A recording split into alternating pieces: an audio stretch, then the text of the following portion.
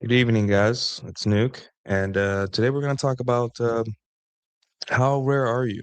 Why do you feel like you're not good enough for women? And is it real? Should you feel that you're outclassed? Should you feel that you're out of the game?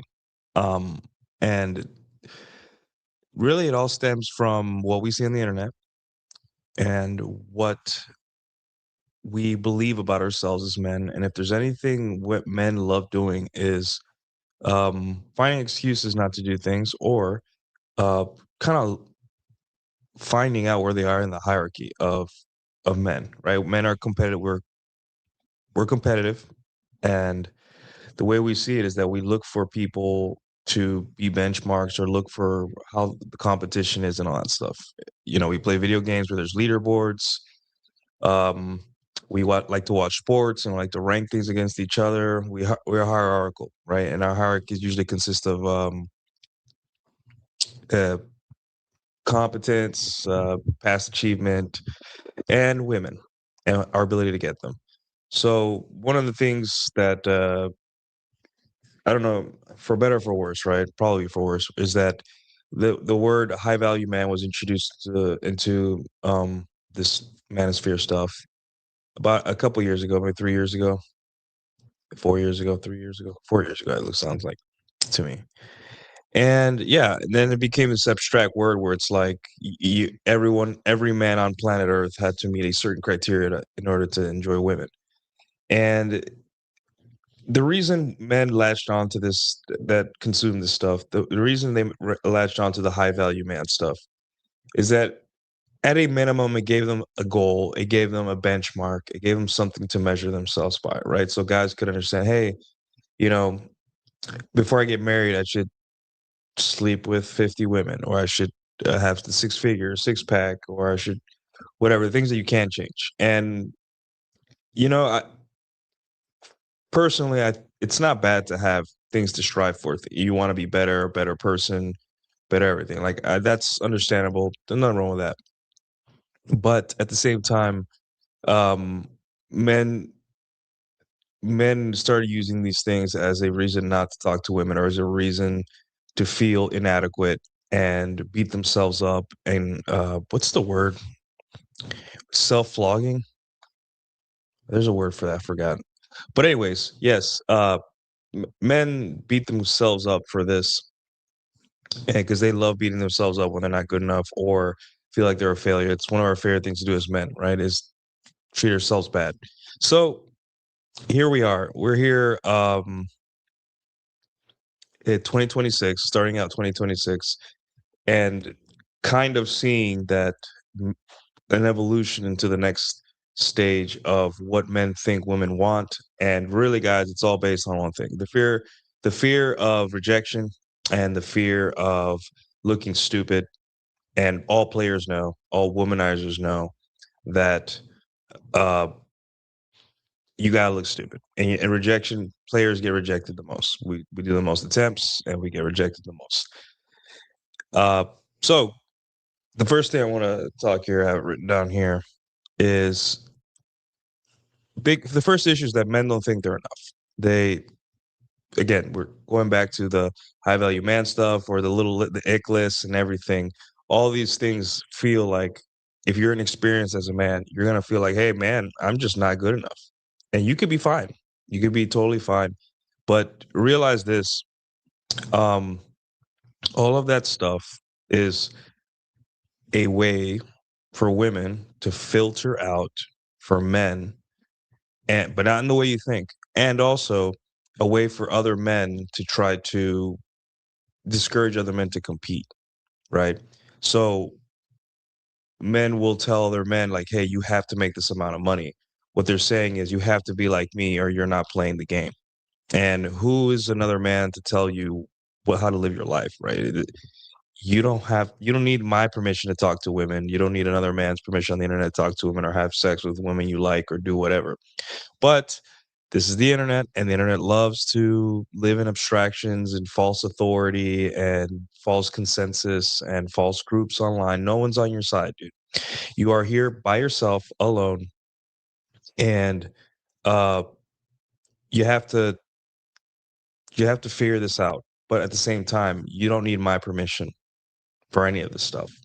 You don't need my permission to take a break. You don't need my permission to continue on dating. You don't need my permission to get married. And you see it. You see big streamers. People will call in and be like, "Hey, should I get married?" I'm like, "Are you kidding? Are you kidding? This is one of the biggest decisions.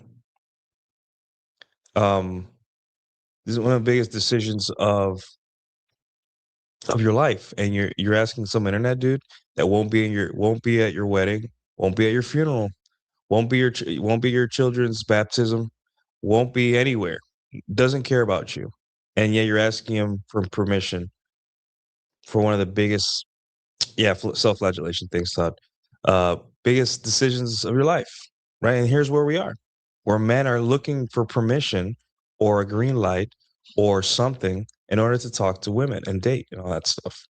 And it's both sides of the aisle. Both men and women, both left wing, right wing, both academia and stupid people, everyone. They all have the same thing. They all have one thing in common. They want to control men. You. They want to control you.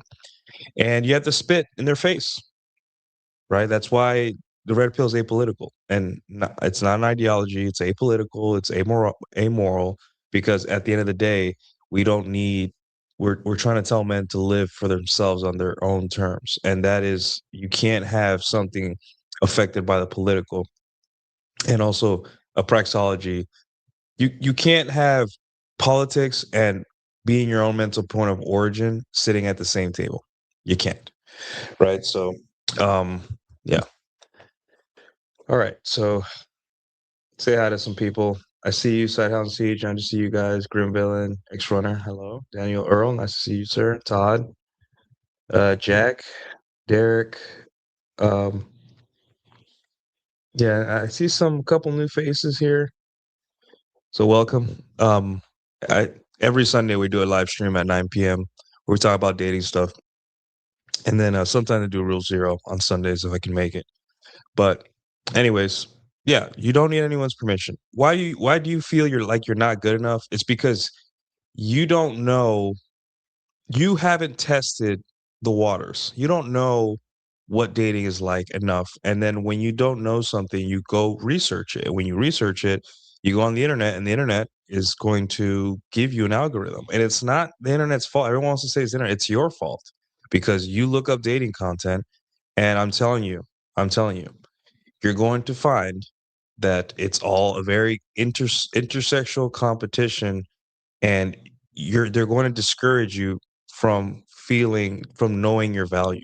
Women are terrified of men that know their worth and know their value, and not in the cringe know your worth kings way. I'm like, hey, treating yourself good, you know, treating yourself good, not needing permission to be happy from other people, just making your happiness your own problem, taking rejection to the chin and moving on. No one likes that, right? You take one rejection, everyone says you're a loser with no that doesn't get girls. But like they don't understand, like that's how you get girls. Every rejection is closer to the next one. You don't just take meth and break your face and shave off bone in your face until all women say yes. That's never gonna happen. You just keep getting rejected will get you closer to the next girl. That's what you want.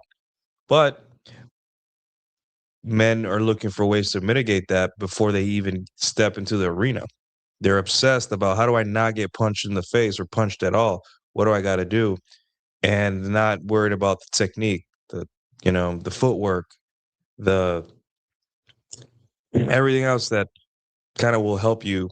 And all of that, no matter what happens when you go boxing, you will get punched. Same thing with dating. No matter what happens, you're gonna have negative experiences with women, and they're gonna become less. And sometimes they become less not because bad things happen, it's because it just affects you less. Oh, you know, I tell guys, hey, don't leave your house until the girls give you her ETA or even shows you her location on or shares your location with you, or is even pulling up. When I would date, I would be in pajama, like I would be like this, pajamas almost. And when the girls like parking, I would just put on my jeans, a shirt, and I would smell good. Like I would have showered beforehand, and then I would just walk 3 blocks down, and always be like 6 minutes late. I told her, hey, 2 blocks away. She didn't know I lived in the neighborhood. I just like not moving. And guess what, guys? That solves the problem of being stood up forever, for the rest of your life, forever, right? But men want to be mad. They don't want to listen to guys that figure it out and are happy. They want to be mad. So yeah, this is just what it is now. So all right, moving on to the next. Okay, so we have this thing. Why else do men not feel like they're good enough, right? Um, Superficial pre-selection. So superficial pre-selection is something that uh it's a term from the book Dataclysm, which is this guy. He used to work for Match.com, I think, or OkCupid or Match.com. It's been a while since I revisited that book. Um, and basically, he noticed that women on with their profiles, I think their OkCupid profiles, would say they wanted one thing and then end up with the men that they talked to did not fit the criteria of the men they liked, right? If you guys go through Twitter, it's one of the biggest things you'll see. The biggest complaints is a woman saying something crazy in a dating profile, something that sounds unattractive or sounds like you wouldn't like her or sounds like disqualifies you immediately. But I'm here to tell you, like, profiles don't matter unless it's something egregious or crazy or something that would worry you legally. Like, profiles don't matter. You're in it for the sex. Your job is to have options, not to worry about planning the future with a woman, right? That's for her to decide. Women decide and set the tone for the relationship. Uh, so for superficial pre-selection, it's nothing has changed because it's not based on some phenomena that happened just on OkCupid in 2005 or six, right? It's something that inherently women do biologically. And the reason women have ick lists and reason women throw out numbers and throw out height and throw out whatever is they're seeking status amongst other women. And they're also discouraging men that don't have the balls to approach them. So if you don't have the ball, what they're saying is, do you have the balls to see through my bullshit? That's what they're filtering for. So for women, they signal status by telling other women that they have high standards, that they're not like that. If you don't believe me, listen to female rap music, or don't, or just look up. You don't do that to yourself. Just look up lyrics and look at what they talk about, and it's like, my man does this, my man does that, blah blah blah. Women seek status amongst other women by getting men to do things for them. So if she can make a list and have men jump through hoops, or at least give that illusion, she she's telling other women she's high status. It's signaling status to other women. We're still animals. We're still chimps at heart. So if you see that, you realize, like, hey, it's all bullshit. Like, what a woman says does not matter. If you guys saw the type of men that women hook up with, maybe you would even not want to hook up with her anymore. You think that uh, women are out there dating like the top 1%? No, they don't know. Women are bad. First off, women are bad judges of character. I have been an adult for 18 years. I've been dating. I have been sexually active for 18 years. And I'm telling you guys right now, I have never been asked about my money, my income. Never. Never. And when I was in the military, I never been asked about my rank. Maybe they looked it up behind my back or something, but they Then I've never been asked about my money in 18 years of being alive.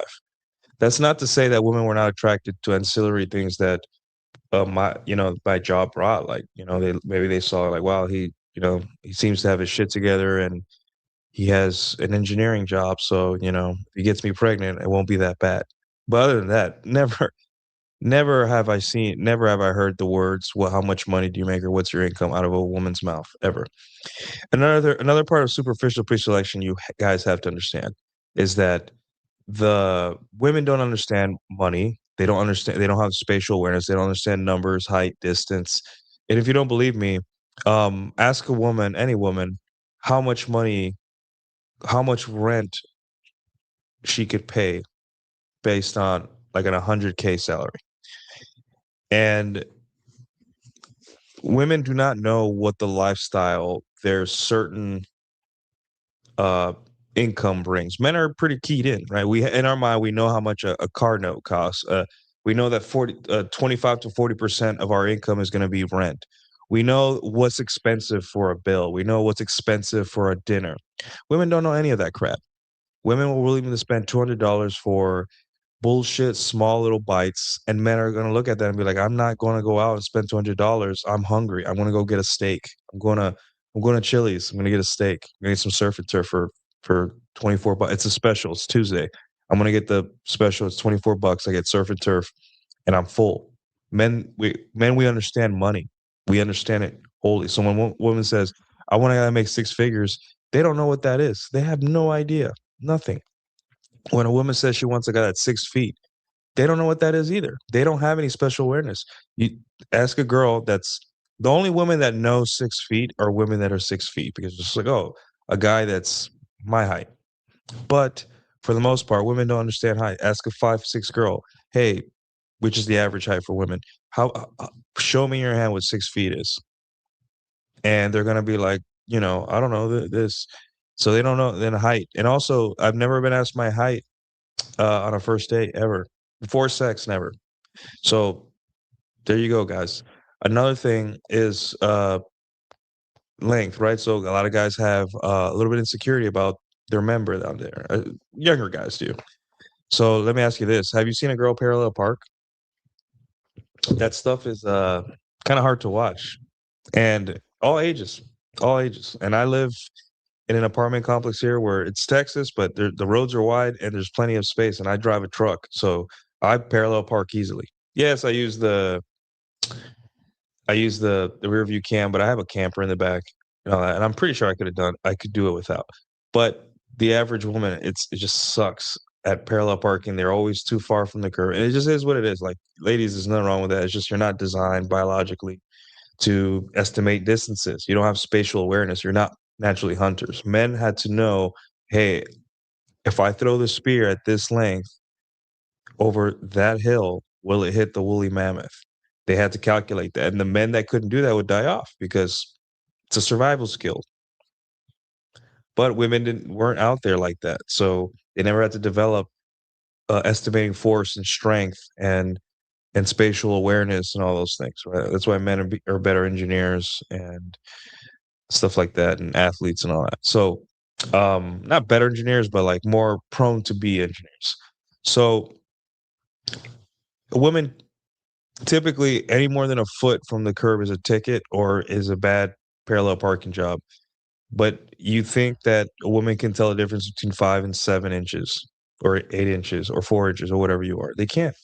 They can't. They'll look at it and be like, "Oh, your member size is a function of how much she's aroused by you. If you're hot and she wants to have sex with you, you're huge. If she hates you, doesn't want to talk to you, you're tiny. You have insecurities, right? It just is what it is, guys. Like, at the end of the day, superficial preselection is just that, superficial. It's something to deter men that are unconfident, insecure. They don't want to sleep with those guys. They want guys that don't give a fuck about what she likes. And that's me. That's ball knowledge. Like, you should know after a couple years of dating or dealing with women that none of what they say about their standards matter. None of it. It's all gobbledygook. Um, Yeah, so keep it moving. If a girl has a list of standards, just know that as a matter of fact, girls that signal purity, it's often the opposite. So if a woman is constantly trying to convince you that she's pure, like on the internet, all these women, they're like, men should be virgins, or my next husband's gonna have to wait till marriage, blah blah. What they're saying is, I'm a hoe. That's all they're saying. It's just they're giving you ball. The thing is, they they are telling you something like, hey, if you actually know women, you know I'm full of shit. I want you to realize I'm full of shit. So it's like, cool, you know.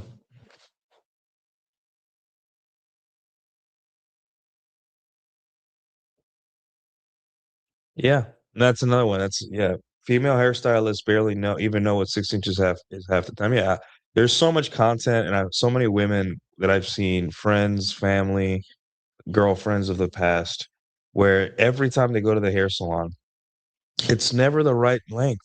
The bangs were always cut too short or too long. It's just like, yeah, there you go. A woman can tell a female hairstylist 4 inches, and it's 6 or 3. A man, you tell a man, hey, I want 3 inches up the neck, up the back of the head. This isn't here, and the man will be like, cool, and it'll be within you know point one or 0.025 of what you wanted inches. So yeah.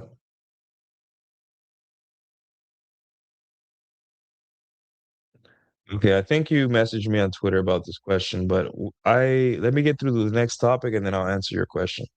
Guys, if you want me to stop the show and answer your question, you can. I just need a super chat because I gotta keep my train of thought here. So one moment. Let me change my pixel display to something more interesting. I think that's kind of you guys see it. There you go. Oh, hold on. There we go. So where were we? Back to my notes app. All right. So the next thing, the next point here is something that men struggle with. And, it's easy to say, but men struggle with this a lot. And it's watch what women do, not what they say. Cool little quip, cool little saying. Everyone loves saying that. Watch what women do, not what they say. As a matter of fact, it's one of those, uh, blow hard phrases about self worth, the emotional language that people use on the internet to like try to convince you and others that they have to treat like they're the victim of everyone, treat yourself better. What they wanted to do, what they did to you was the intention the whole time, blah, blah, whatever, that emotional bullshit. But really, guys, it's something that'll really help you. Watching what women do, not what they say. A woman's words means nothing. A woman will say anything, but what she does is what matters to you. So, and it's hard. It's hard for men to come to this grips because we have egos, and our egos are our weakness. Women love to. It's one of the reasons women pump us up so much when they're into us, and they tell us we're awesome and amazing and smart and sexy, and our dicks are big and we're tall, and you make so much money, and you're intelligent, right? Don't let that shit get to you. Even if don't let female compliments get to you, because what she's doing is I'm trying to, I'm trying to find an attack vector, which is your ego. If I can control how you feel about yourself, then I have power over you, right? And then this is the thing about being secure as a man. You know for a fact that where you stand with women, if you dated enough with them, right? So if if you dated 10 women and uh you understand that none of what they're complimenting you about has anything to do with seduction or anything you brought to the table, then you know that again they're trying to pump you up and so they can control you. It's just a female tactic. It's comedians joke about this all the time. They'll say, "Hey, uh, an example where the woman used to be, where the woman was like, hey, you're so smart, you're so well put together, blah blah blah,' and then years later she'll complain, hey, you never know where the keys are, you're so disorganized, you're so messy, blah blah blah, right? And the thing is like, okay, well, I thought I was organized. I'm just still the same man. It's like, no, She's just trying to control your mood by insulting you. So you have to know who you are. You have to be secure in yourself and understand that female compliments don't matter. Within whether you're it's just some slut on the side of the street at 6th Street in Austin or the love of your life, your wife. Compliments don't matter. Great. It's action. Men think they want appreciation. No, you're not a woman. Your words don't matter to you. It's action. I don't need I don't need you to tell me I'm handsome. I need you to have sex with me. Give me a blowjob. I need you to bring me a sandwich. I need you to leave sometimes. I need you to leave and leave me alone. Action, things, material things. As a matter of fact, not even sometimes for men, not even gifts, right? Gifts don't even matter that much to men. We're like, oh, cool. Thanks for the cologne, right? So, yeah. Uh,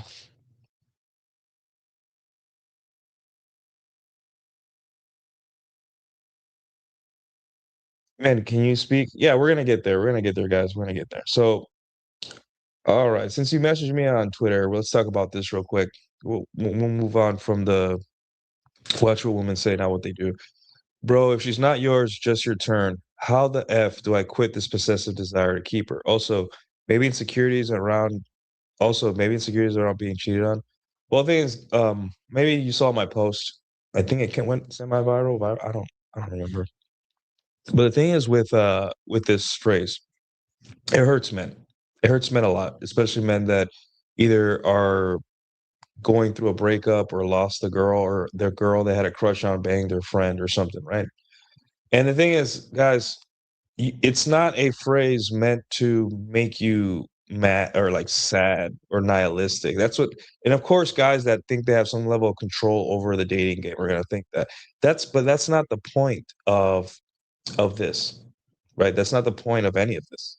The point is for you to have a healthy detachment from women because again, another thing that women do is they make you attached to them. They have strategies. First off, your ego. They constantly tell you you're awesome, you're cool, you fucks me so well, and you're so much money, and you're handsome, and you start believing that shit from her, right? You don't need to be told those things. None of that stuff. I don't need compliments from women. Never have. Um, and also, they start making you emotionally dependent on them. And one of those is fear of losing her. And fear is the great love killer, like Chateau Ortiz says. If you go through your life thinking that that women are yours, every time she leaves, you're gonna be decimated. Women are not yours. And the reason, first off, is legally, if a woman disappears from your life, there's nothing you can do. I understand, like, if she takes the kids, there's maybe a little bit of friction there because courts and stuff. And even then, she's the mom. The kids are hers anyway. So she's not yours, meaning that can you call something yours if there's no consequences if you lose it or it leaves? It's not. She's a person. It's not property.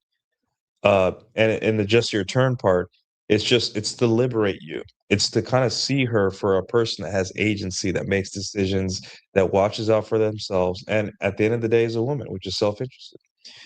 And it hurts you because you believe that when a woman leaves you, it's because you suck. It's because you did something wrong.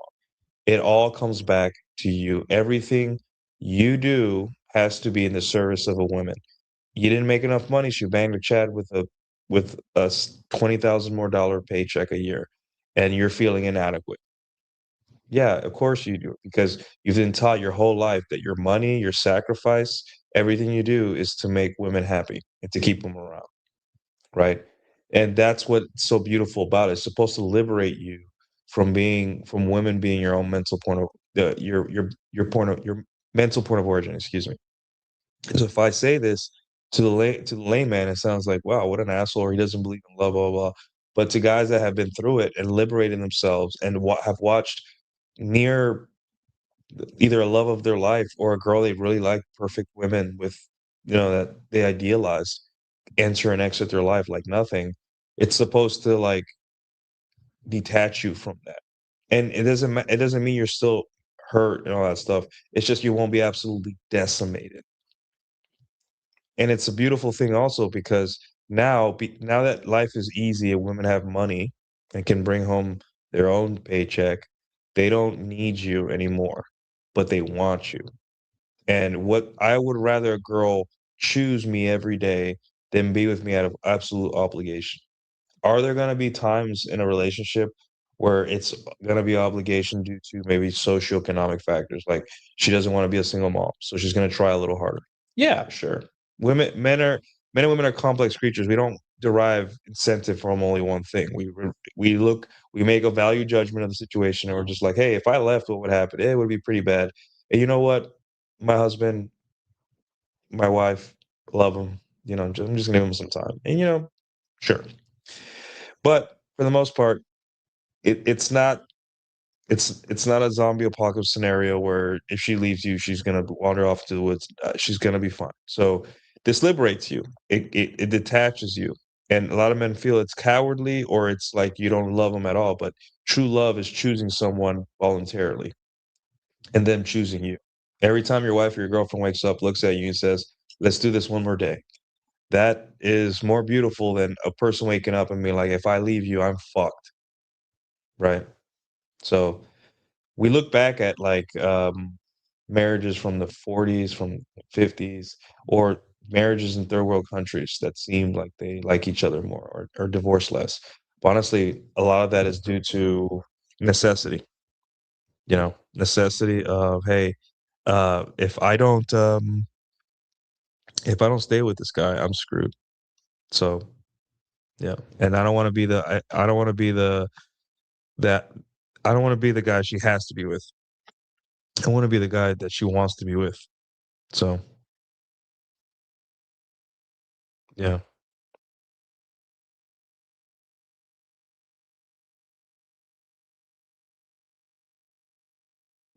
All right. I know you guys got more questions, but I got to move on. If you guys want me to stop answering questions, please super chat. But I see that I'll start them. Was there another question here? I'm pretty sure. Let's see.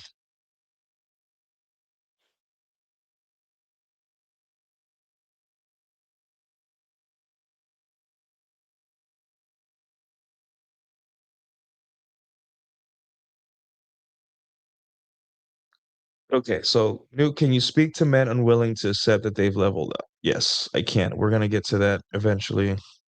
Um, cool. All right, next thing is average stats for men. So let's look up some average stats for men. All right, so the average weight for American men. All right, so the average man is 199 and 200 pounds. And we have it by age group. Let me see. Let's look up obesity right there. You go in America. Obesity rate in men. So okay, 39 to 40% of adult men are considered obese. That's thir- that's 40%, guys. So if there's five dudes, two of them are obese. Obese, like gut, they can't see their dick, right? Okay. Um, and it's 39.2 to 41.5, but so that means two out of five guys are fat, like obese. We're not talking about overweight. We're not talking about skinny fat with no muscle. We're not talking about disabled. We're not talking about whatever. We're talking about obese. So um if you're not obese already, you are in you are top half probably. Um let's look up the overweight rate.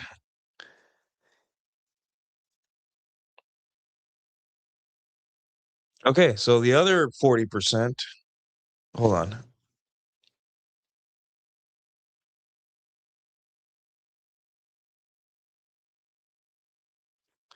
I just like to look at graphs instead. Okay, so this graph, I forgot, I don't know what year this is, but all right, so 35, this is an older graph, but 35% of men are obese, 40% are overweight, and 25% are normal and below. So basically, 75% of men are overweight or obese. So if you are not fat, you are not overweight. You are in the you are in the top 25% of men in terms of looks. Looks. And those 25% men, are they jacked? We don't know. We don't know how many men can bench press 225. One in four are not fat. That doesn't mean like one in four are chads with, muscle striations and can overhead press a plate or a plate and a half. Like there you go, guys. So you are in the rankings, you're much higher than you think. Now, I know that guys will say like, well, okay, well, that doesn't matter. Women have high standards, or there's also fat women. Relax, we'll get there. We'll get there. Um, yeah. Uh, let's see. All right. So height, average height for men,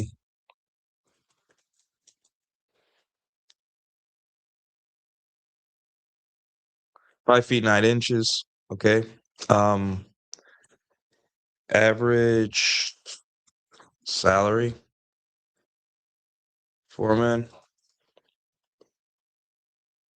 68 to 71,000, right? And that's all men. That means like the old guy at the company that's pulling 250, and then the guy who just started that's pulling at 45, 50, 60. Uh yeah, you are if you are making 68 to $71,000 annually, you are um average.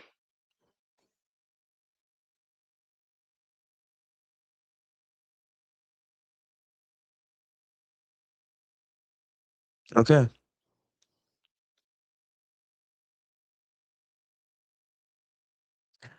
Alrighty. So we got those stats, and there's other stats, guys. I'm sure there's something else like strength, like how many men can bench 225. Let's look that up. 1 second. Percent of men who can bench less than 10% of lifters, and potentially as low as 1% or even 0.1% of the general male population. Now, does this translate to sex? Not really. There's plenty of gym styles. Matter of fact, most men that go to the gym are probably not that good with women either. But hell, it's great marketing. It's great marketing to be able to be strong and have wider shoulders, look good in a shirt that fits you. So, yeah, if you're those are the your basic competencies are to be better than average. Matter of fact, being not even being better than average, being the top 10%, right? So if you cross reference all these, if you can bench to 25, you're not fat because you could be fat and definitely bench to 25, right? I see it in the gym. Most guys that bench to 25 are fat. Um, because yeah, they're strong, but they like to drink beer and eat McDonald's. Uh, you make more than 68K a year, and what was the other thing we thought? Oh, and height. I don't like talking about height because you can't change height, right? But like, so let's kick height out of there. Height is just it's almost like an abstraction when it comes to dating. If you cross reference those, you could easily be the top 10% easily of men in terms of how you look and the other factors. But guys, we'll still get rejected. We still get rejected a lot. So what are we missing here? We've done the work. We've gone to the gym for 2 years or a year, and now we've benched to 25. We've grinded a little bit of work. We got the certifications. We're paid more. We went back to school to get paid more. We reenlisted. We got a promotion. We're there. So where are the bitches? And I'm here to tell you, um, it doesn't work that way. And this is where the disconnect is, guys. This is where men start feeling like they ain't shit because they get told by some manosphere, the king of the manosphere, or the king of the manosphere is right now, that hey, do these things, and then you get the ticket to the dance to talk to women. Women will just fall over you. And I'm here to tell you, this is what's fucking men more than anything. It's creating entitlement. And that's the problem here. It's rough on you and your ego to be told for a decade, once you get these numbers, life gets great. And yes, being healthy is awesome. Like it is, but it isn't being healthy doesn't necessarily get you bitches, right? The smarmy bartender that drinks and is a little chubby is going to get more women than you, no matter how healthy you are. So if you don't have a social life, so uh, what other what other stats that are those are empirical stats, those are hard numbers. What other stats can we bring up, or not stats, what other qualities can we bring up in men that boost them way past, like that boost them much higher than the average man? And when I'm talking about much higher, I'm like sage level. Like they're at the bottom of the mountain trying to get up, and you're already in the monastery training with the monks already, meditating and floating. What can boost you up to that level of of your power level being that high with women? Okay, well, here the first thing is being red pilled, understanding intersexual dynamics. That will You will blow past almost every single man everywhere you go in terms of understanding. Most men know you can't be nice, bro, and that's it. That's where it ends. That's where their understanding of women ends. They don't know that they're not supposed to double text. They don't know that how to approach a woman. They don't know how to put themselves in a woman's shoes. They don't know how to have a quick conversation in an elevator. They don't know that they don't know anything. They just know can't be nice, bro, and then they watch one Jordan Peterson podcast, and then that's the extent of their intersexual dynamics, the knowledge of intersexual dynamics. So we just had a guy in the chat say, "Hey, she's not yours. It's just your turn." I don't understand, bro. Like, can you explain it to me? If you want women, you're going to have to swallow these phrases and understand them, and beat them into you, and kill the inner beta inside of you. Because with these phrases, it's gonna make you have more women, because you're gonna be less hung up on women and be able to move on and be able to understand that the reason you spin plates isn't necessarily because you want sex. Because yes, you can enter a relationship as a beta dork and you can get sex regularly. Beta works sometimes. However, it's for you to protect you psychologically and emotionally from the game, right? So if you always have two in the kitty, another girl in the wings, or are attractive enough to let everyone know implicitly that you have options, your dating life is going to be amazing. A lot of guys are terrified of other women finding a hair in the trash on the sink, or a condom in the trash. But for you, you're just like, oh, she might be mad or annoyed a little bit, but that she's gonna be like, "This guy is in demand," and everyone wants a man in demand. Women want a man that could cheat but decides not to, and the not to is sometimes negotiable. Women will put up with a lot because there's just not a lot of men worth their salt anymore, right? So this is what I'm saying, guys. The red pill stuff it isn't just to bitch and complain about women. We can't change them. They're gonna be here. It's just for you to have a positive male identity, meaning not feeling like an idiot or a clown or or dumbass, a follower, someone that doesn't have anything up here. It's not for that. It's for you to have a positive male identity, and also more sexual power and options in the marketplace. And that doesn't necessarily mean 20 bitches. It just means, hey, within the confines of a relationship, you are the man. You're in charge. You're dominant. You have the final say. Or within the confines of a casual relationship, you are ready for her to leave when she finds a boyfriend, and you're not going to be like, What about what we had?" You understand she's not yours, just your turn, and so on and so forth. So red pill knowledge is going to you're going to sweep. You're going to just blow past other men everywhere you go, and even the men that claim to be red pill, you're gonna blow past them too, because the guys will be like, they'll be like, "Hey, hypergamy," and I'm like, "Okay, cool, dude." They don't even know what it is. They just know, especially like brown and black men. They'll be like, "Well, you got to get your money up because women don't like broke men." I'm like, "Okay, well, she has sex with broke men. Now what?" Hypergamy has two sides. You don't understand hypergamy. It's the hot alpha characteristics and the beta provisioning characteristics. Do you understand that women have sex for both? You understand women are able to convince themselves that the beta side is the alpha side, which is, when they marry a dork. You understand any of those things? No. I have a quick story. I went to salsa night a couple years ago, 2 years ago, and there was a group of girls, and then one of them that would come and go was a Honduran woman. I know because I asked her what race she was, and she had big fake tits, and mind you, they look good, and she knew how to present them. So guys are drooling in the corner because they were like, "Holy shit!" And the worst part is that she was nice, she was kind, inviting, and I'm like, this woman is not gonna get a break tonight. Poor girl. Men are gonna be salivating all night. They're gonna be like fighting not to see these giant balloon tits on her chest. And the thing is, they looked good. Like they weren't like beach balls. It's just like you could tell they were fake, but that surgeon, good surgeon, right? Whatever. And I'm standing next to this bro, average dude, and we're just looking at the girl, and the girl, I already danced with her, had a quick chat, and the guy's like, "Do you know what hypergamy is, bro?" And I'm like, and in public when people talk to me about red pill stuff, I pretend I don't know. I'm like, no, I think I've heard of it on a podcast once, even though I talk about it all the time, but I just play dumb.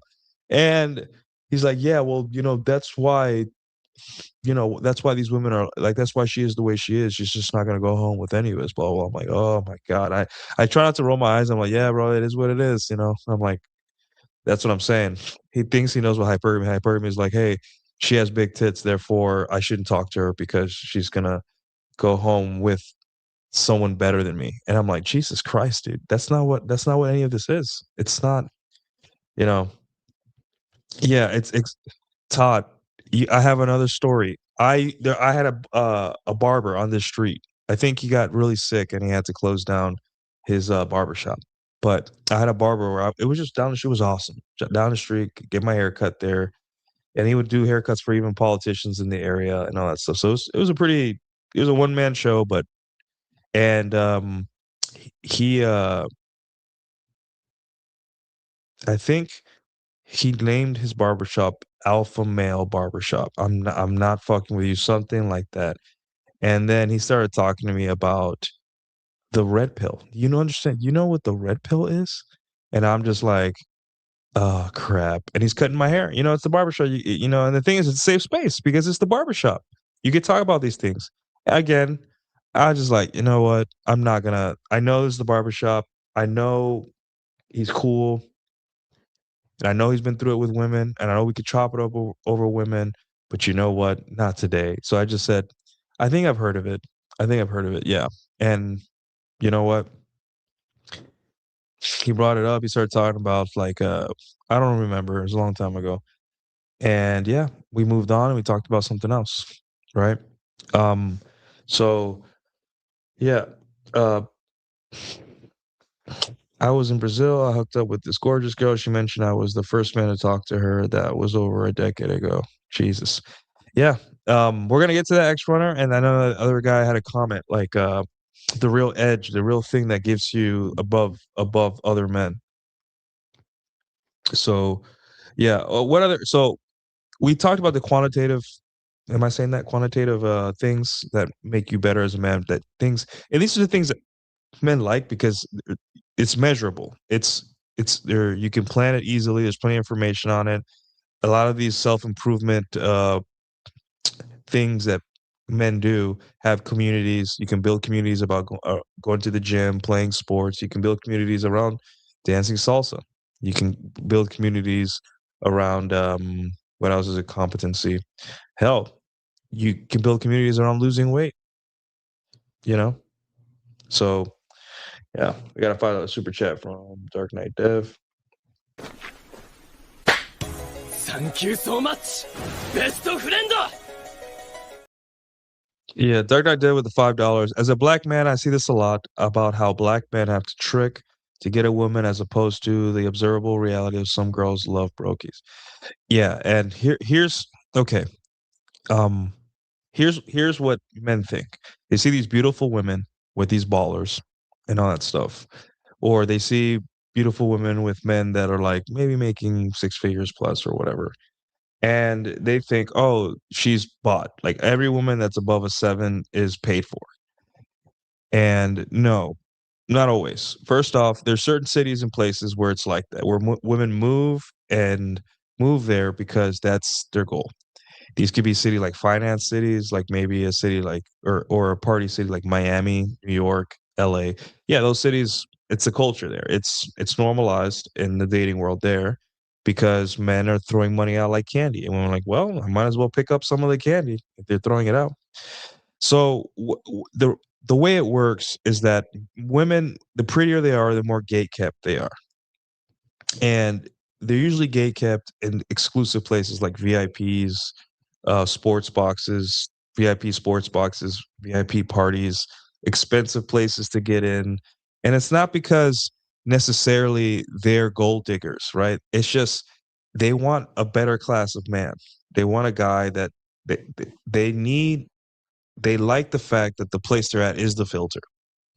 So if you're at a pool party that's kind of hard to get to, that's expensive and all that stuff, look at the quality of women there versus a place where everyone can get in, right? And I know in Dark Knight Dev, you super chat the other day that when you want to talk to Latinas, because you are a fellow Latina enjoyer, um, you go to a place that's nicer, where they don't let, you know, certain type of dudes in, or dudes can't get in because they're just ghetto. They don't have a suit, they don't have good clothes. They're there to cause problems.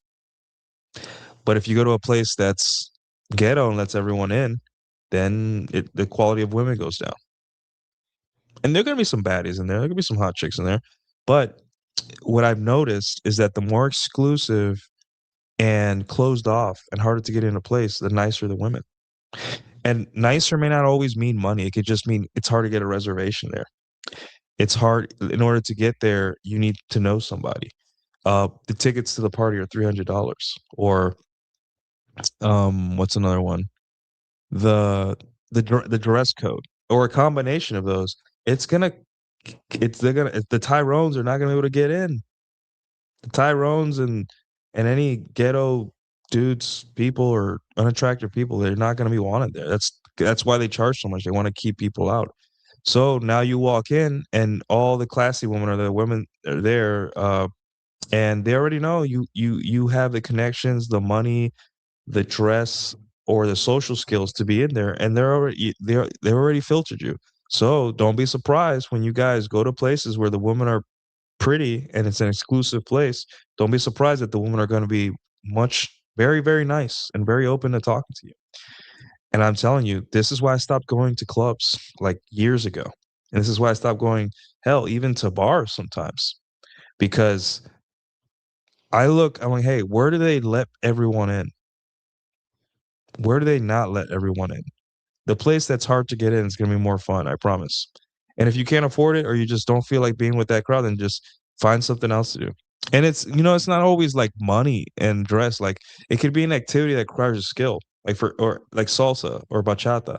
Like, that requires a skill. Your average ghetto person isn't going to spend the time and effort to learn that stuff. They're like, I'm gonna go twerk or dance with women that twerk instead, right? So there you go. That's a filter. And don't get me wrong, I was a young guy once. I enjoyed women's working at a club, just like every one of you. However, at some point, I'm like, hey, I don't want to be around low class, rude people. I want to be around women that kind of filter, like, look at you and be like, okay, he's one of us. I want that in group preference, right? So guys that don't understand that, they think, oh, it's money. They're all women are bought and paid for. And I'm like, no, dude, you just don't have access because of your own damn fault. So that's why we talk about these things, because we understand, like, yeah, it sucks that I don't have access to certain places with beautiful women. That's right. I don't know everyone, but now as I get older, I'm getting more access, and it's more based on who I know and what I know. Because sometimes I don't even know that this place exists. But now that I know this, the more exclusive a place is, the hotter the women and the nicer they are. And that's why the thing that goes around when women say, hey, or men on the Twitter say, hey, hot women are nicer. I'm like, not exactly. That's leaving out a lot. Hot women are nicer in places that are exclusive because the filtering has been done. Unattractive women can't compete there. So they don't go. And unattractive could mean bitchy, cunty, or it could mean just physically unattractive, doesn't care about her appearance or looks ghetto or is completely tatted up, neck tat and all that stuff. And I know this, right? And I love anime. I love my anime parties. I just sit in the back and listen to DJs and go home. But it's not that expensive to get in. $20. You don't have to cosplay. You don't have to do anything. You just got to show up. And the people there, they're young, and the women are a little overweight, and they're their chub is their fat is spilling out of their anime clothes and all that stuff, and the guys too. And I go there. I'm dressing like Cloud Strife, and it's a blue ocean, but um, it's not exclusive, so the quality of women are not going to be good. But I digress. But thanks for the super chat, Iron Dev. I really like that topic. So yeah,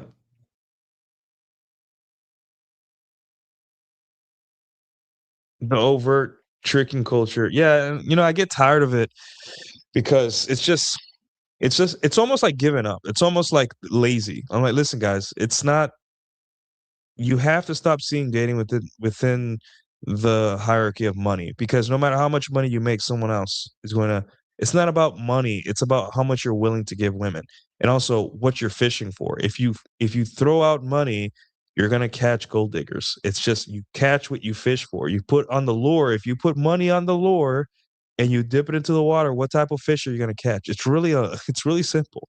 So, you see celebrities getting screwed over or getting cheated on by women who go to other men, and it's not because so much as the first man did anything wrong. It's just there's another man willing to give her more money, and not always money, like more, put her on more or anything like that.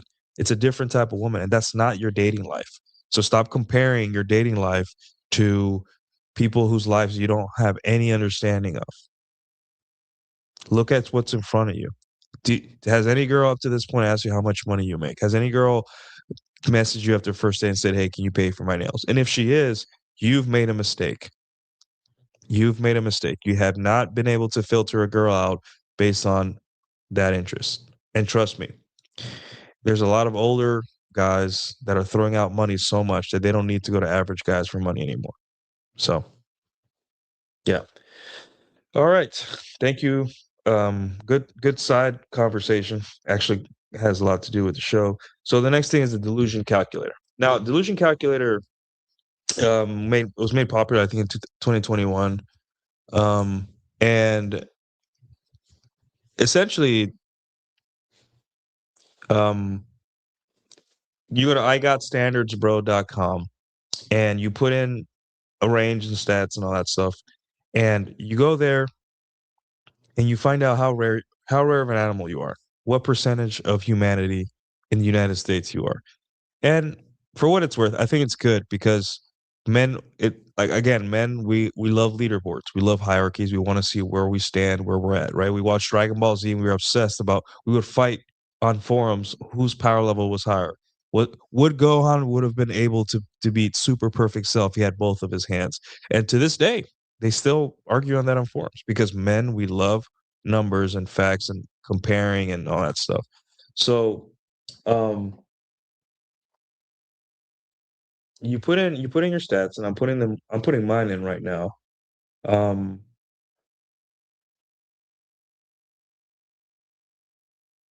it's weird. You got to put a age range. Hold on. Okay. So I'm not married, and I am any color or shade. I'm gonna put black because that's my skin color, not because I'm Dominican, not black. I'm 6 feet. I'm not obese, just not obese, right? And my income, I'm gonna put it in here. I'm not gonna put it on the screen, but I think I'm making that much. I don't know. I got some internet income now. All right. So I put in all this stuff, and guys, I am 0.051% of all men who have my skin color.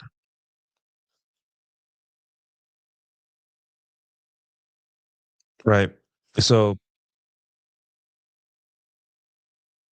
that's an interesting thing because you put in your stats, and a lot of men are surprised to find that they're like even top 5% or top 1%. Or for me, when I put it in, I think when I put it in first, I was like point 0.3. Now I'm like 0.051% of men. And the thing is, guys, like I I'm not obese, but I'm also, like I got my chest sticks out more than my stomach. I can bench 245, 245 last I checked. If I started benching this year again, I could probably go up to maybe 3 plates if I gave it some good effort. So where does that put me at? And we're not talking about being red pilled and all those other competencies and all that stuff. So, oh wait, I think I skipped ahead a little bit. I talked about being red pill. There's other. Okay, so let's go back. We talk. I don't think there's much to say about the delusion calculator other than it's just an interesting way to see where you're at in the hierarchy of men in the United States. So, you can start acting right. It's not to make you entitled. A lot of men use it because to make them entitled. Like, oh, I'm this percent. I deserve women. I'm like, no, that mentality is unattractive, right? Like, no one wants to be forced to have sex with someone they don't want to have sex with, and men have a hard time understanding that. But going back to the competencies that are qualitative, not quantitative, we talked about being red pilled. Dress. Dress is something that, and then rich for me because I'm wearing my Demon Slayer shirt today. But it's late. It's 10 p.m. I don't have to dress nice anymore on a Sunday. So, uh, dress and go. I just came back from the airport today, and if you look around, you guys go to airports or go to big public places if you can stomach crowds, and look how the average man is dressed. It's terrible, right? And there is no way to measure how well you dress besides a feeling, besides a calibrated, hey, that guy knows how to dress kind of deal. And there is a way though to kind of like have a fashion sense as a man because you just kind of have guardrails. There's just things you don't do. Like you don't mix washes of jeans. You don't wear a black. Women can do this, right? Like the Sydney Sweeney commercial, and she looks fine because women are different. But a man can't wear a black denim jacket and then um, dark denim jeans. He'll look. It's a Canadian tuxedo. He'll look weird. Um, so you can't do that. You can do one or the other. Um, as a man, you shouldn't wear sneakers with jeans, like running sneakers. You wear your plain white sneakers, you wear shoes, boots, and all that look great. But if you just stop doing that, you'll get so much more aura um, than wearing running sneakers with jeans. That separates you way past everyone else in terms of dress. Um, wearing clothes that fit you. And if that requires tailoring, like just wearing a shirt that you've measured, that you've taken the time to measure your neck and shoulders and your waist and put those, and buy a shirt that fits you. Wearing shirt stays or other accessories that boost your look. Um, not wearing logos, like not wearing clothes that don't belong, like wearing a suit and a hat. These rules, and that's why I have my course or my PDF file, whatever, um, about this. It's not so much to make you some super almost metrosexual London aristocratic dresser. It's just, hey guys, these are the small little things you can do, tiny things that don't require much effort that will boost you into the top 0.0001% of men who dress. And for what it's worth, it's not always what you have, it's just being calibrated to the situation. There's certain places and time. There's a time and place for everything, and you have a look, and your look is basically determined on multiple things. Your job, right? So if you're a fitness instructor, you're not going to have a lot of suits in your closet. But if you're a finance bro, half your closet's going to be suits and shirts. So you're going to wear those, right? So your lifestyle a lot of depends. Neither of those are wrong, but both of them have to follow certain rules to look good, right? Like for guys that wear suits, they can't let the fabric pull at the shoes. It looks like the suit's wearing them. They can't wear they have to understand the difference between a suit and a blazer. A suit is both the pants and the blazer are or sports coats, sorry, are cut from the same material. Whereas a sports coat is just a random blazer that is not matching with the rest of your gear. For guys that do the gym stuff, right, that are trainers and stuff, they are also on the hook. They can't just be wearing zany clothes and all that stuff. They have to look presentable, right? They have some of them wear polos, and that requires a certain level of, hey, I can't wear a certain polo that if it gets sweaty, it stinks. I gotta wear things that are breathable, that allow the sweat to wick off or dry really fast. So these are things that it's just giving a fuck. It's just giving a shit about this thing. And men are like, oh, it's so much. I'm like, dude, well then don't do it. Don't leave that advantage on the table. Let other a man that cares more than you do it. Welcome to competition, you know? So there's that competency. There's photos, which is again another qualitative thing, and there's probably more qualitative things that I'm going to miss, but just to talk about a few photos, um, qualitative, where it's just your marketing. It's just how you present yourself to the world, and it may not necessarily be Instagram or Tinder. It could be some other thing, but your photos uh, really determine a lot of how you because a lot of people are meeting online, whether you like it or not, whether you're doing well or not on the internet. Everyone's meeting online, and if they're not meeting online, they're going online to find out more about you. So uh, if you have an Instagram profile and you have gym selfies, dirty mirror selfies, holding a fish, doing boring stuff, taking a picture of a plate of food and uploading it, that shit's boring. No woman gonna be like, oh, cool. He's just an average. There's nothing interesting in this guy so far. And not that they need it. Maybe you charmed her in a conversation on the street. Maybe she's seen you from afar in a social circle and seeing how you move, and she's like, wow, I got to get with that guy. I don't care about his boring Instagram. But if you had good pictures on your Instagram and a couple followers and all that stuff, it really helps your chances, guys. Women see you as that you give a shit. They see effort. They see, hey, I want to see what this guy's about. I can see myself being a part of this guy's life, and that's what they want to see. So there are plenty of guides on the internet on how to have a better Instagram or better presentation online. Uh, I think I think photographers charge anywhere from $300 to $600 for a full day of photography. So there you go. You have a price range. So if you want to invest in good pictures, I had a friend that did it, and it wasn't just him in his apartment. They went to the coffee shop and took pictures. They went to the running trail and took pictures here. They did a lot of things. Right, it was a full day, and a matter of fact, my friend just said, "Hey, I've had enough." The guy was willing to keep going, so it's not like they're out here scam. The photographers are scamming you. Learn how to use a camera yourself, learn aperture, learn lighting, learn angles, give a shit, right? Because that's what really the edge is here is guys that give a shit, which we're gonna get to later.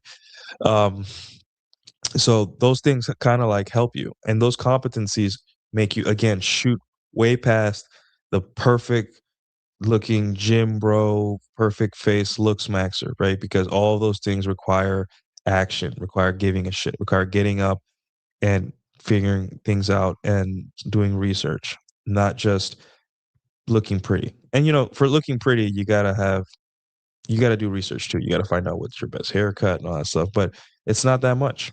So yeah. All righty. Hey, um we got a new member, Sighthound Siege. How you doing, sir?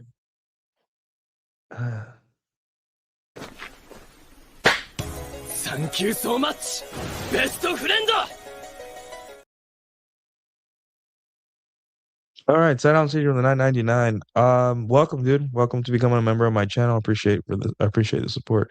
I wanted to be green. Also, I want to check out your chat statics course, new year, new siege. I had a girl tell me I look like Johnny Depp, so I'm gonna shoot towards the rakish style. Yeah, yeah, guys, just go on Pinterest and look up pictures of Johnny Depp and kind of copy a style. There's nothing wrong with that. Women won't even know. They're like, "Ah, you look like an actor that I like, but I don't remember." I get it all the time. So, um, I'll go ahead and make you a mod. How do I make you? Wait, I gotta open YouTube, don't I? Hold on. Let's see. I'll make you. Add as moderator. Standard. There you go. Cool. And I'll make Todd a mod too, you guys. There you go. Cool. Um, yeah, so have a look. Again, that's like red pill knowledge converting with your fashion. It's just like, hey, you gotta understand that women, you need an edge. You need an edge in this life with women. And sometimes your edge could be looking like the type of man that she likes. So if you go to a punk rock concert, you gotta adopt a if you like girls that are into punk rock, like emo girls, and trust me, there's some pretty ones. I go out to concert. I used to go out to these concerts. There's pretty girls there, but you got to dress the part, right? I have a friend that one of my best friends from the Navy. We'd go to these concerts, and girls would come up to him, right, and talk to us, or he would. We're very chatty at these places. Sometimes I would wonder. I'm like, hey, what's the deal? I mean, I think he's a handsome guy, but you know how fierce the competition is. But it's because he had the look. He had tattoos of all these bands on his chest, and he had a Charmander tattoo wearing a Charizard onesie on his leg.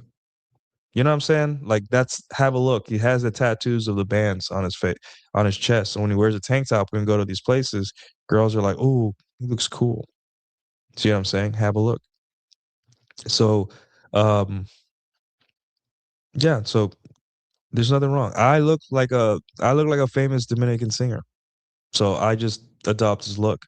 I'm a spitting image of him, so I don't have to do much. But I just say like I'm Dominican as well.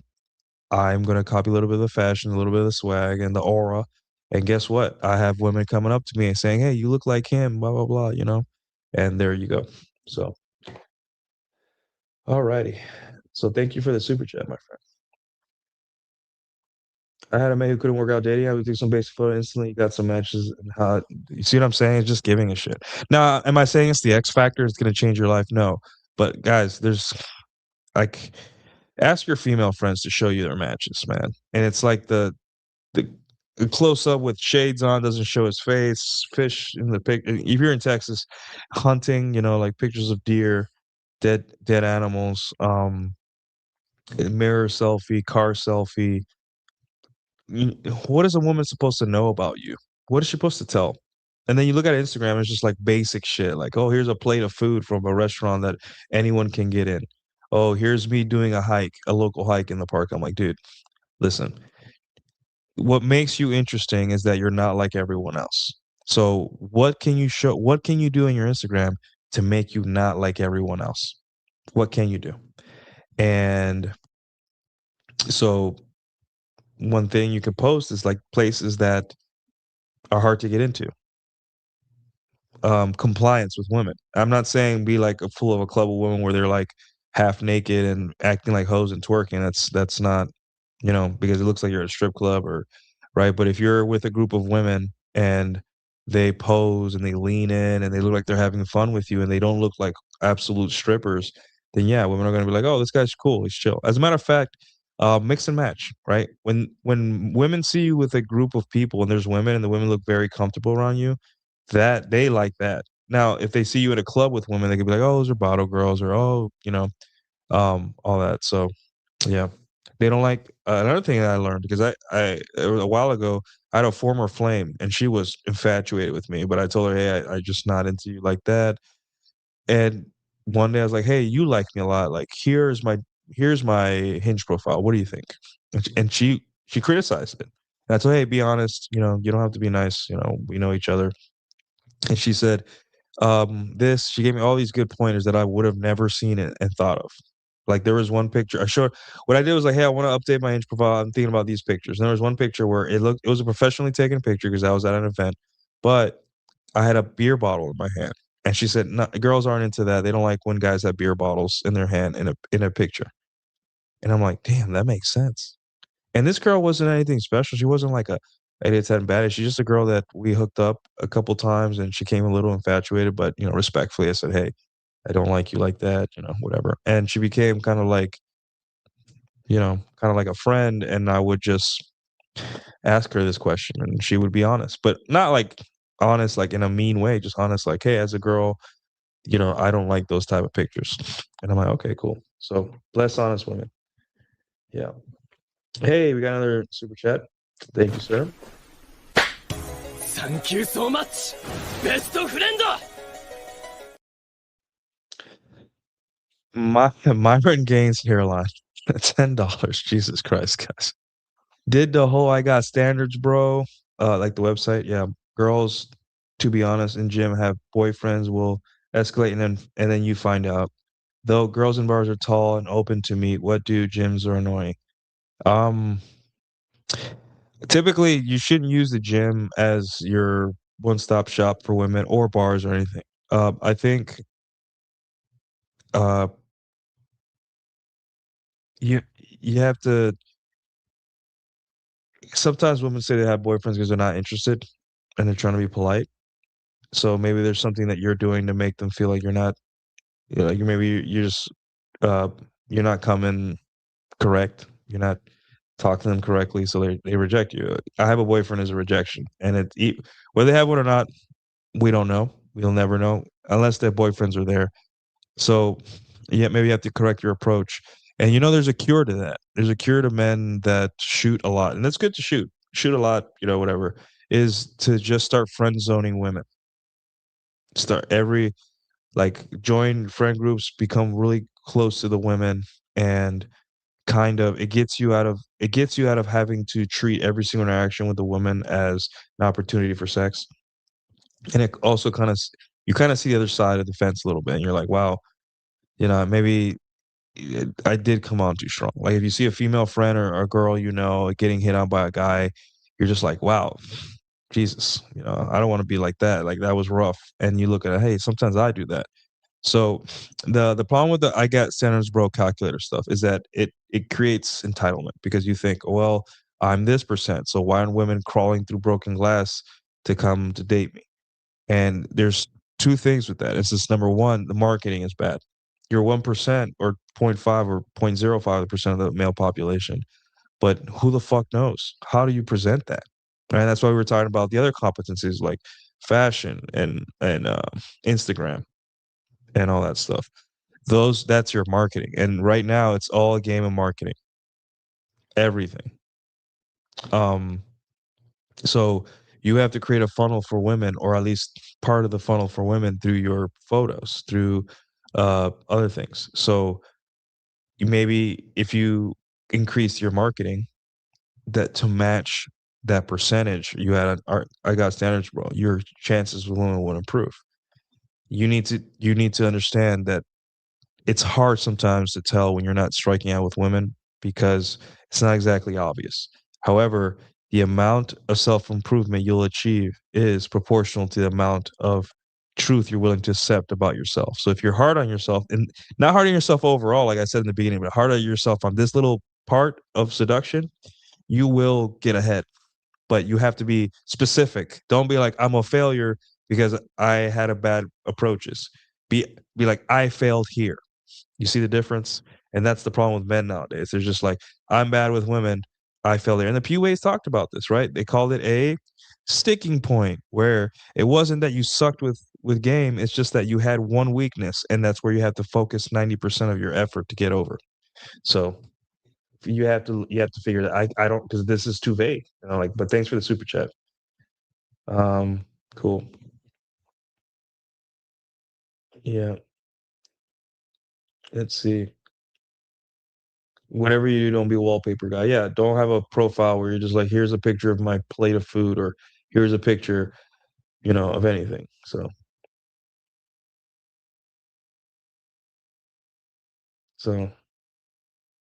sticking point USA. Yeah, that's funny. Yeah. Um,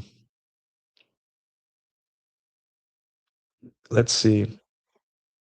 All right, so cool. Let's take a quick break, guys, and then we'll continue. And we're running long today, but just got a lot to say, and you guys have a lot to say too. So yeah. All right, quick break. Quick break. We'll be back.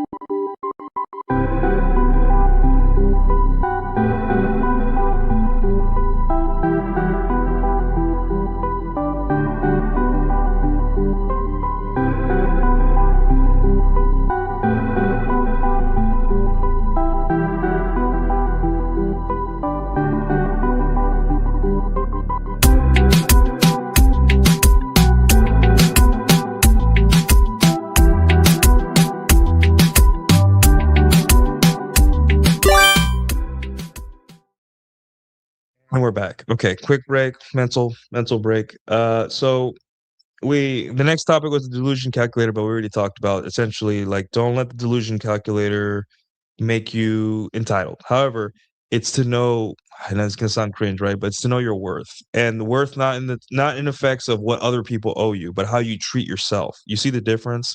Like if I punch in my stuff in the delusion calculator and I get 0.05%, that means that you're valuable, dude. That means two things. You give a shit about yourself. You're doing something for yourself, which is good.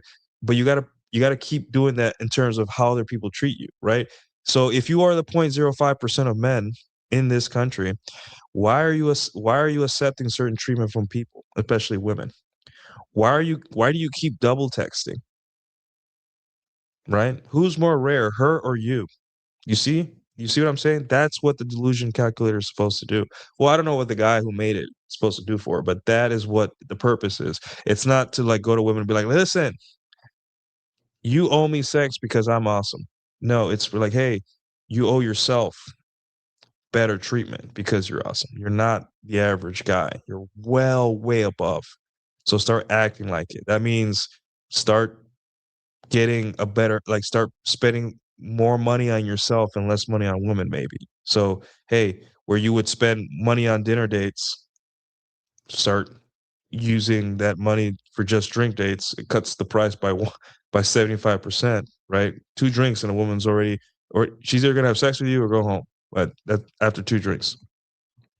And all that money you save, maybe use it for go to a nicer stylist, right? Don't go to the dingy barbershop. Go to a stylist, like a real profession. Or buy yourself a nice pair of white sneakers. Leave the FUBUs at home and wear a nice pair of white sneakers. Or hey, go get a fitted for a suit. Go tailor some clothes, right? Because you are the 0.05. That means you treat yourself better and you know your worth. And knowing your worth isn't give me pussy. It's knowing your worth is hey, I'm just not gonna take this because there's more there's more of you than there are of me. I can always get a better girlfriend, a better uh I can go on a better date, you know. Cool. So that's really what the delusion calculator is for, and I'm glad that's clear. So, all right, we had a question here I wanted to field. I know XAU Hawk. I'm in a long-term relationship. Should I request for 6 or always wait for her to request or show signals? For I think with 6 you meant sex. I think that's what you're trying to tell me. Should I always request for sex? What do you mean request? Like, hey, honey, can we have sex? No, just initiate like a man. Pick her up and take her to the bedroom. She's your girlfriend, right? Long-term relationship. So just pick her up, you know, and take her to the bedroom or just start kissing her. Sometimes, like if she likes you, just putting your hand around her neck, and she's primed, ready to go. See what I'm saying? Like that's all you need. So yeah. You don't need signals. You take the lead. If a woman is in love with you, she wants to have sex whenever, even on her period sometimes. So warning suits, a good fitted one is only good for yeah, if yeah, caveat, you know, we're gonna trade notes and all that stuff. But yes, X Runner's right. If you're rapidly losing or gaining weight, right? If you're getting those beginner gains or you're losing lots of weight, wait till you plateau a little bit, right? Because if not, you're going to buy a suit, spend all that money, and it's barely going to fit you. So, if you're in the process of losing weight or gaining muscle, buy cheap clothing for a while, um, and wait till you plateau a little bit, right? Buy a cheap V-necks, buy cheap shirts. Don't be spending a lot on expensive, nicer clothes because you're probably going to outgrow them in like 2 months. So, yeah. All right. Okay, cool. Um, I see. Gotcha.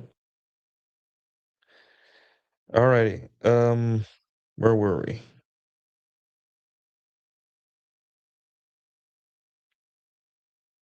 Okay, so what is the real edge here? A lot of us are these things. I'm just preaching to the choir. I know a lot of you guys are probably more jacked than me, probably more well dressed than me. Whatever competency. There's probably a lot of you guys that do much better than I do in these things, probably. But why is it women suck? So why is it that we don't? We're still like getting stood up and all that stuff. Well, there's one edge. There's two edges that or one ultimate edge that really is the edge of all edges. So sit down and get ready for edging because we're going to edge because this is the ultimate edge. And this edge is logistics. Logistics is the number one edge any man will have. And some men understand this, albeit in a bad way, like passport bros. Like, hey, I have nothing against passport bros, right? But they understood logistics is key. So they go to a place with less fat women. Therefore, statistically, you will not have to date overweight women because there's just none. There's not a lot. Logistics. And this is very overlooked in dating. And people have their abstract, of course, the internet has their abstract opinions of this topic and of this competency. But really, guys, if there's anything you sit down and give it a lot of thought to, is logistics. So let's look. Um, there are places that are red oceans altogether, cities, regions that are red oceans altogether. I would say places where men are throwing around money and there's a lot of distraction for women. I would say like Miami. Now, I've heard that Miami is great for day game because it is a very walkable place, and people are there to have fun and party. Understandably so. It's a beautiful city, but uh,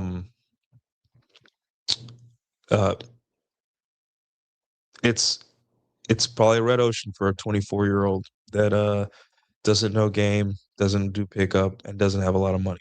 You know, um, so think about that. Logistics is 90% of what's going to get you late.